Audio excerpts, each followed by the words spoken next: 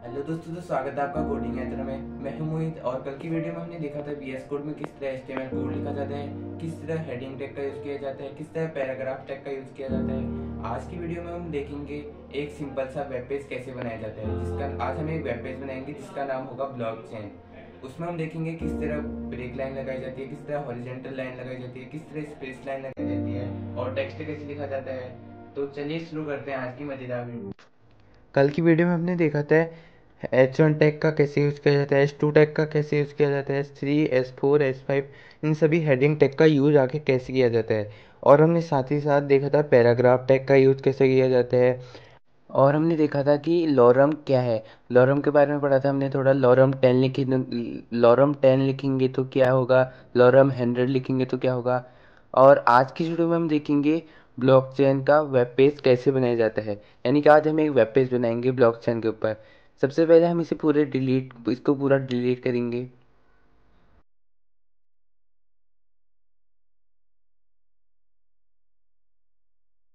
Delete करने के लिए पहले इस पूरे को सेलेक्ट करेंगे।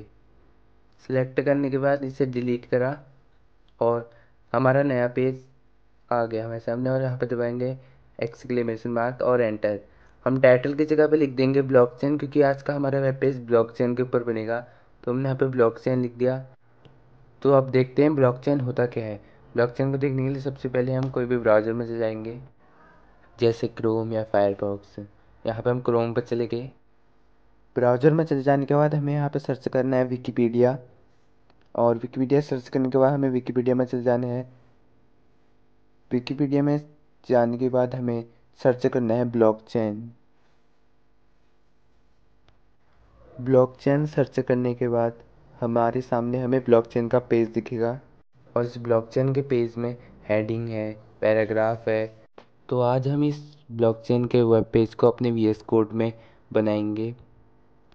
यहाँ पर देख सकते हो सबसे ऊपर H1 टैग में हेडिंग लिखी गई है ब्लॉकचेन।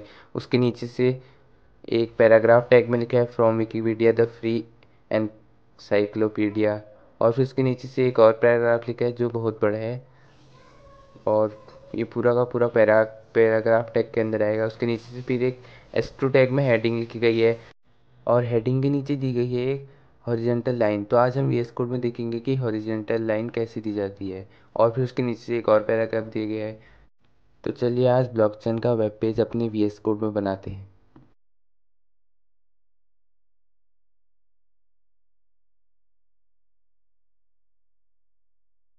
तो इसके लिए हम अपने VS कोड में चले जाएंगे।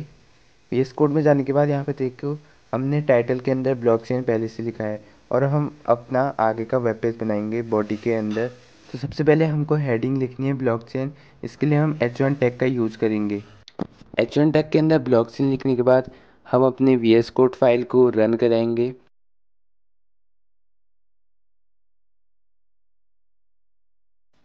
और VS कोड फाइल को रन कराने के बाद हमें हमारा ब्लॉकचेन हेडिंग के रूप में दिखेगा जो हमने H1 टैग के अंदर लिखा था। अब हम ब्लॉकचेन के वेब पेज में जाएंगे और देखेंगे ब्लॉकचेन के नीचे कौन सा टैग लगेगा। और यहाँ पे देख सकते हो ब्लॉकचेन के नीचे एक लाइन है, हॉरिजॉन्टल लाइन। तो इसे हम अपने VS कोड में कैसे लिखेंगे। हॉरिजॉन्टल लाइन के लिए हमारे पास होता है HR टैग। तो हम यहाँ पे अपना HR टैग यूज करेंगे। और यहाँ पे देख सकते हो हमारा HR टैग ओपन हुआ बट क्लोज नहीं हुआ, क्योंकि HR टैग का क्लोज टैग होता ही नहीं है। क्योंकि HR टैग के अंदर हमें कुछ टेक्स्ट टाइप नहीं करना पड़ता, इसलिए HR टैग का कोई क्लोज टैग नहीं होता। अब हम इसे रन करा के देखेंगे। और यहाँ पे देख सकते हो हमारा रन कराने के बाद सबसे ऊपर ब्लॉकचेन हेडिंग टैग आ गई, हेडिंग आ गई और इसके नीचे हमारा हॉरिजॉन्टल लाइन आ गई। अब दोबारा हम अपने ब्लॉकचेन के वेब पेज में देखेंगे। और यहाँ पे देख सकते हैं हॉरिजॉन्टल लाइन के बाद हमारे नीचे एक पैराग्राफ टैग है from Wikipedia the free encyclopedia. तो इसे हम अपना पी टैग में लिखेंगे, यानी पैराग्राफ टैग में। तो यहाँ पे पहले इसको कॉपी कर लेंगे और VS कोड में जाके हम HR टैग के नीचे पी टैग का यूज़ करेंगे। और जो हमने टेक्स्ट कॉपी किया था उसको पी टैग के अंदर हम पेस्ट करेंगे। और पेस्ट हो जाने के बाद हमने VS कोड फाइल को रन कराएंगे। और यहाँ पे देख सकते हो हॉरिजॉन्टल लाइन के नीचे हमारा पैराग्राफ टैग में जो फ्रॉम विकिपीडिया टेक्स्ट लिखा था वो हमारे सामने आ चुका है। और फिर हमने ब्लॉकचेन के वेब पेज में जाएंगे और फिर उसके नीचे एक पैराग्राफ और है छोटा सा, तो इसको भी हम सिलेक्ट करके कॉपी करेंगे। तो यहाँ पे से हम अपने ब्लॉकचेन के पैराग्राफ को कॉपी कर देंगे। कॉपी करने के बाद हमने VS कोड में एक नया पैराग्राफ टैब ओपन करेंगे और इसमें उस टेक्स्ट को पेस्ट कर देंगे और अब अपनी VS कोड फाइल को रन कराएंगे। तो यहाँ पे देख सकते हो सबसे ऊपर हमारा हेडिंग टैग, उसके नीचे हॉरिजॉन्टल लाइन, फिर हमारा एक छोटा पैराग्राफ, फिर और एक हमारा और छोटा पैराग्राफ। तो हम अपने दोबारा ब्लॉकचेन के वेब पेज में देखते हैं और इसके नीचे से और भी कई सारा टेक्स्ट कर लिखते हैं। तो यहाँ पर देख सकते हो उस पैराग्राफ के नीचे एक छोटा और पैराग्राफ है, तो इसको हम यहाँ तक सेलेक्ट करते हैं और इसको करते हैं कॉपी। और VS कोड में जाके एक नया पैराग्राफ टैग ओपन करेंगे और उस टेक्स्ट को इसमें पेस्ट कर देंगे। पेस्ट करने के बाद हम अपनी VS कोड फाइल को फिर रन कराएंगे।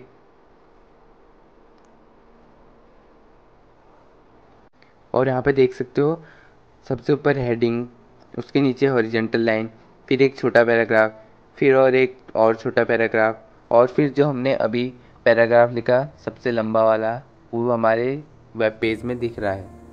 तो सबसे पहले ब्लॉकचेन के वेब पेज में देखिए, ब्लॉकचेन वाला टेक्स्ट बोल्ड है और उसके ऊपर जो एक छोटा पैराग्राफ है वो इटैलिक, उसका फॉन्ट स्टाइल इटैलिक है। तो हम अपने VS कोड फाइल में भी इस टेक्स्ट को बोल्ड करते हैं और जो इसके ऊपर वाला पैराग्राफ है उसको इटैलिक लैंग्वेज में करते हैं। किसी भी टेक्स्ट को बोल्ड करने के लिए बी टैग का यूज़ किया जाता है। तो ब्लॉकचेन के आगे हम पहले बी टैग लगाएंगे और यहाँ पर क्लोज टैग भी अपने आप लग गया, तो क्लोज टैग को हम कॉपी करेंगे और इसको करेंगे डिलीट और ब्लॉकचेन के बाद लगाएंगे हम। तो यहाँ पर हमने कर दिया पेस्ट और इसको हम अपनी VS कोड फाइल को रन करा के देखेंगे। तो यहाँ पे देख सकते हो हमारा ब्लॉकचेन वाला जो टेक्स्ट था वो बोल्ड हो चुका है। अब हम अपने जो पैराग्राफ है उसको इटैलिक, उसका फॉन्ट स्टाइल इटैलिक भाषा में करेंगे।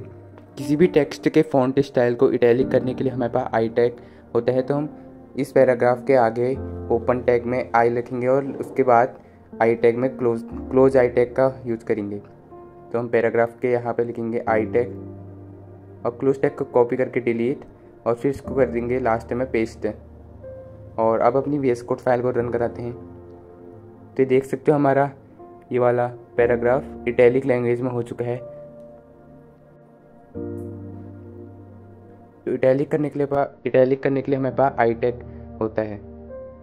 तो अब हमारा ब्लॉकचेन वाला टेक्स्ट बोल्ड और ये वाला पैराग्राफ इटैलिक लैंग्वेज में हो चुका है। अब हम अपने ब्लॉकचेन के वेब पेज में जाएंगे तो यहाँ पे देख सकते हो हमारा ये वाला पैराग्राफ और इसके नीचे वाले पैराग्राफ के बीच में एक स्पेस लाइन है, तो हम भी स्पेस लाइन लगाएंगे। स्पेस लाइन के लिए एक BR टैग का यूज करते हैं। जैसे हमको इस टेक्स्ट और ये ऊपर वाले टेक्स्ट को अलग अलग करना है, तो सबसे पहले हम अपनी VS कोड फाइल में जाएंगे और उस वाले टेक्स्ट को ढूंढेंगे जिसमें हमने अभी सेलेक्ट किया था। तो ये रहा हमारा वाला टेक्स्ट। यहाँ पर करेंगे हम टैप और करा एंटर और इन दोनों के बीच में हम लगाएंगे BR टैग जिसका पूरा नेम होता है ब्रेक लाइन। तो हमारा BR टैग इन दोनों के बीच स्पेस लाने का काम करता है।